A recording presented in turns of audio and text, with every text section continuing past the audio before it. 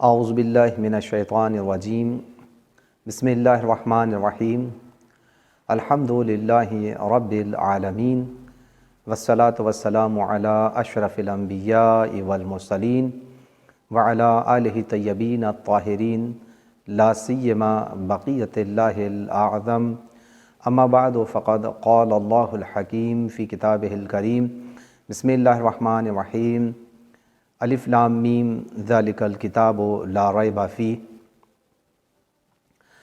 عزیزان محترم، خداوند عالم نے قرآن کریم میں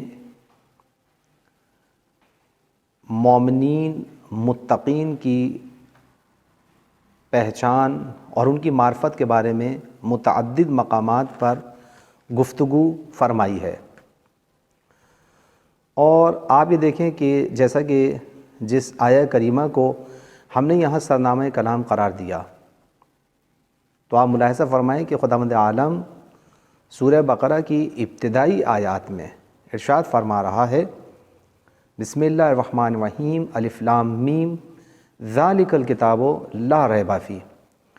یہ وہ کتاب ہے کہ جس میں کسی قسم کا ریب نہیں ہے، کسی قسم کا شک نہیں ہے، اس میں شک و شبے کی گنجائش نہیں ہے۔ ھدی للمتقین، یہ متقین کے لیے ہدایت ہے۔ تو قرآن کریم کی ایک عظیم خصوصیت یہ ہے کہ یہ متقین کے لیے ہدایت ہے، صاحبان تقوی کے لیے ہدایت ہے۔ اب آپ دیکھیں کہ قرآن کریم نے مختلف مقامات پر، مختلف صورتوں میں، مختلف آیات میں، متعدد مقامات پر، متعدد جگہوں پر یہ ارشاد فرمایا ہے کہ مثال کے طور پر یہ قرآن متقین کے لیے ہدایت ہے۔ اسی طرح سے کسی جگہ پر فرمایا کہ تعاونوا علی البر والتقوی، تعاونوا، ایک دوسرے کی مدد کرو، کس چیز میں؟ علی البر والتقوی، نیکی کے کاموں میں اور تقوی و پرہیزگاری کے کاموں میں۔ نیکی اور پرہیزگاری کے کاموں میں ایک دوسرے کی مدد کرو۔ تو کسی جگہ پر خداوند عالم ہمیں اس بات کی طرف متوجہ کر رہا ہے کہ دیکھو یہ قرآن، اگر اس سے ہدایت لینا چاہتے ہو تو متقین بن جاؤ، متقین بننا پڑے گا۔ متقین کی صفات، متقین کی فہرست میں ہمیں شامل ہونا پڑے گا۔ جب تک ہم تقوی و پرہیزگاری اختیار نہیں کریں گے، قرآن کریم جس قسم کی ہدایت چاہتا ہے ہماری، ہمیں جس منزل کمال پہ لے کے جانا چاہتا ہے، ہم اس منزل کمال تک نہیں پہنچ سکتے، اس لیے کہ قرآن کریم کا یہ فیصلہ ہے۔ اب اگر کوئی یہ سمجھے اور اپنے ذہن کے اندر یہ بات لے کر بیٹھ جائے کہ کوئی ایسا مسئلہ نہیں ہے کہ یہ بھی چلے گا اور وہ بھی چلے گا، غلط کاریاں بھی چلیں گی، اور 2 وقت کی نماز بھی پڑھ لیں گے، 5 وقت نماز پڑھ لیں گے، روزہ رکھ لیں گے، لیکن جھوٹ بھی نہیں چھوڑیں گے، نماز پڑھ لیں گے لیکن مومنین کو دھوکہ دینے سے بھی باز نہیں آئیں گے، نماز پڑھ کے اللہ تعالیٰ سے دعا کر لیں گے، رشوت کے پیسے بھی لیتے رہیں گے، اور پھر یہ بھی سوچتے رہیں گے کہ ھذا من فضل ربی۔ تو عزیزان محترم، بہت معذرت کے ساتھ، اگر آپ قرآن پڑھتے ہیں، قرآن کی آیات سے آپ انس رکھتے ہیں، تو یہ بات ذہن میں رہنی چاہیے کہ قرآن نے یہ واضح طور پر فیصلہ کر دیا ہے کہ ھدی للمتقین، یہ ہدایت ہے کس کے لیے؟ صاحبان تقوی کے لیے۔ تو آپ کو تقوی اختیار کرنا پڑے گا، آپ کو پرہیزگاری اختیار کرنی پڑے گی۔ اس لیے، اور پھر اسی طریقے سے قرآن کریم میں دیکھیں، تعاونوا علی البر والتقوی، ایک دوسرے کی مدد کرو، حکم ہے باقاعدہ، ایک دوسرے کی مدد کرو، کس چیز میں؟ تقوی و پرہیزگاری کے کاموں میں، نیکی کے کاموں میں۔ اور کسی جگہ پر خداوند عالم نے دیکھیں ارشاد فرمایا سورہ نبا میں، جیسا کہ ارشاد فرمایا ہے اِنَّ لِلْمُتَّقِينَ مَفَازًا، بتحقیق کامیابی کس کے لیے ہے؟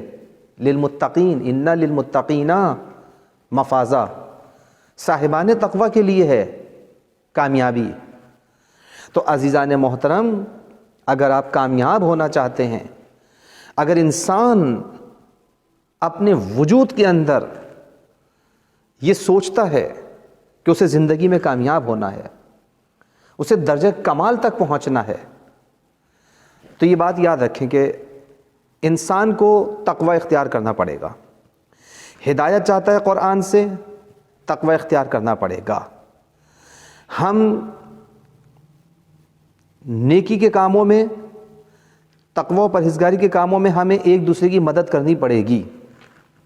تو اگر آپ چاہتے ہیں کہ اس قرآن سے کچھ حاصل کر سکیں تو بغیر پرہیزگاری کے حاصل نہیں کر سکتے، یہ طے شدہ بات ہے۔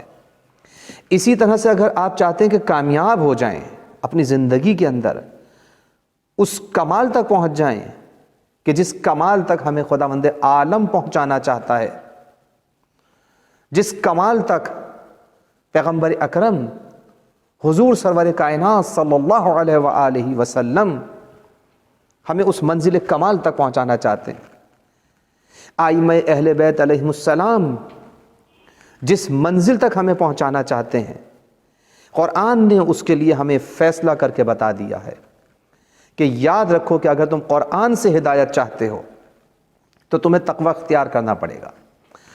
اگر تم زندگی میں کمال چاہتے ہو تو تمہیں پرہیزگاری اختیار کرنا پڑے گی۔ تو پروردگار تو نے قرآن کریم میں جگہ جگہ یہ بات کہہ دی ہے کہ یہ قرآن ہدایت ہے متقین کے لیے، کامیابی ہے متقین کے لیے، والعاقبۃ للمتقین، آخرت کا انجام کار، بہترین انجام اگر چاہتے ہو تو کس کے لیے؟ متقین کے لیے۔ تو پروردگار اتنا اور بتا دے کہ یہ متقین ہیں کون، تاکہ ہمیں تقوی اختیار کرنے میں ہماری مدد ہو سکے۔ جب تو یہ چاہتا ہے کہ تیری اس کتاب کو وہی سمجھ سکتے ہیں، وہی اس کے ذریعے ہدایت حاصل کر سکتے ہیں کہ جو صاحبان تقوی ہیں، کمال کے درجے تک وہی لوگ پہنچ سکتے ہیں کہ جو صاحبان تقوی ہیں، آخرت انہی کو ملنے والی ہے کہ جو صاحبان تقوی ہیں، تو پروردگار جب تو نے جگہ جگہ ہمیں اس بات کی طرف متوجہ کیا ہے کہ تقوی کے بغیر ہماری زندگی کا گزارا نہیں ہے، تقوی کے بغیر تو ہم سے راضی ہونے والا نہیں ہے، تقوی کے بغیر یہ کتاب جو تیری وحیانی کتاب ہے، جو معجزہ کتاب ہے، یہ ہمیں سمجھ میں آنے والی نہیں ہے، تقوی کے بغیر ہمیں آخرت ملنے والی نہیں ہے، تقوی کے بغیر ہم کامیاب اور فائز ہونے والے نہیں ہیں۔ ہم کیا کہتے ہیں؟ اگر آپ اس منزل پر دیکھیں عزیزان محترم، ذرا توجہ فرمائیں کہ ان للمتقین مفازا، عجیب جملہ ہے۔ جب ہم صبح و شام جب امام حسین علیہ السلام کی زیارت پڑھتے ہیں تو اس میں کیا کہتے ہیں؟ یا لیتنی کنت معکم فافوز فوزا عظیما، اے کاش میں آپ کے ساتھ کربلا میں ہوتا تو میں بھی آپ کی رکاب میں جہاد کر کے عظیم کامیابی تک پہنچ جاتا۔ لیکن یہ کیسے ہوگا؟ قرآن نے بتایا ان للمتقین مفازا۔ اس کا مطلب یہ کہ امام حسین علیہ السلام کے ساتھ جتنے افراد تھے، جتنے آوان و انصار تھے، وہ سب تقوی و پرہیزگاری کے عظیم درجے پر فائز تھے، اسی لیے تو کامیاب ہو گئے۔ اسی لیے تو مولا ائمہ اہل بیت علیہ السلام نے ہمیں اس بات کی ترغیب دلائی ہے کہ جب مولا حسین علیہ السلام کی زیارت پڑھو تو اس طرح پڑھو یا لیتنی کنت معکم فافوز فوزا عظیما، کہ اے کاش میں بھی اگر آپ کی رکاب میں ہوتا، اس زمانے میں ہوتا تو آپ کے ساتھ کامیاب ہو جاتا، عظیم کامیابی ہو جاتی۔ لیکن یہ عظیم کامیابی کب ہے؟ للمتقین مفازا، صاحبان تقوی کے لیے ہے۔ تو پروردگار یہ صاحبان تقوی کون ہیں؟ یہ بھی آپ سوچتے ہوں گے نا، اب آپ کے ذہنوں کے اندر یہ سوال پیدا ہو رہا ہے کہ قبلہ یہ بھی بتا دیجئے کہ یہ صاحبان تقوی ہیں کون؟ کہ کتاب جن کے لیے ہدایت ہے، آخرت جن کے لیے معین کی گئی ہے، کامیابی جن کا مقدر ہے، جو کمال کے درجے تک پہنچنے والے ہیں، یہی لوگ ہیں جو صاحبان تقوی ہیں۔ تو اب آپ دیکھیں جب یہ فیصلہ قرآن کریم نے کیا ہے کہ کامیابی کن کے لیے ہے، تو پھر قرآن کریم کی ذمہ داری ہے، پروردگار عالم کی ذمہ داری ہے کہ وہ ہمیں اس بات کی طرف بھی متوجہ کرے۔ پروردگار تیری بارگاہ میں ہم دست بدعا ہیں کہ ہمیں یہ بھی بتا دے کہ اس تقوی و پرہیزگاری اور یہ متقین کی پہچان کیا ہے، ان کے صفات کیا ہیں۔ تو آئیے انہی آیات کے اندر، سورہ بقرہ کی ابتدائی آیات کہ جسے میں نے سرنامہ کلام قرار دیا ہے، اس سے آگے بڑھیں تو پروردگار عالم نے پہلے مرحلے پر متقین کی صفات بیان کر دی ہیں۔ توجہ فرمائیں، دیکھیں اس کے بعد کیا کہا ہے، للمتقین ھدی للمتقین، متقین کے لیے یہ ہدایت ہے۔ کون ہے وہ متقین؟ اب بیان کرنا شروع کرا، الذین یؤمنون بالغیب۔ پہلی صفت متقین کی کیا ہے؟ یؤمنون، ایمان رکھتے ہیں کس چیز پر؟ بالغیب۔ پس متقین وہ افراد ہیں کہ جو غیب پر ایمان رکھتے ہیں، یہ پہلی صفت ہے متقین کی۔